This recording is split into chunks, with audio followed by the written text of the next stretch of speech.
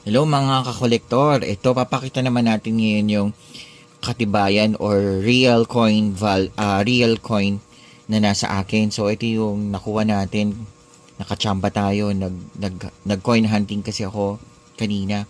So ito yung nakita ko.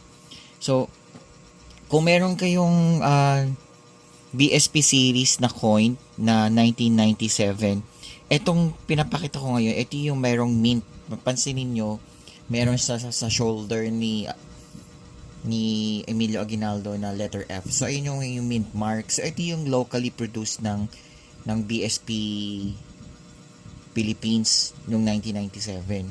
So ito yung common. So ito yung 1997. So pansinin nyo, ito naman sa kanan ko, ito yung no mint mark. So pansinin mo isa. So sa shoulder ni Emilio Aguinaldo, wala siyang mint mark. So wala siyang mint mark.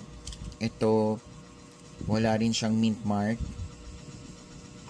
So ito rin ay walang mint mark. So circulated na siya, pero ito yung hinahanap ng mga kakolektor natin na wala siyang mint mark. So meron tayong ganyan, tatlo.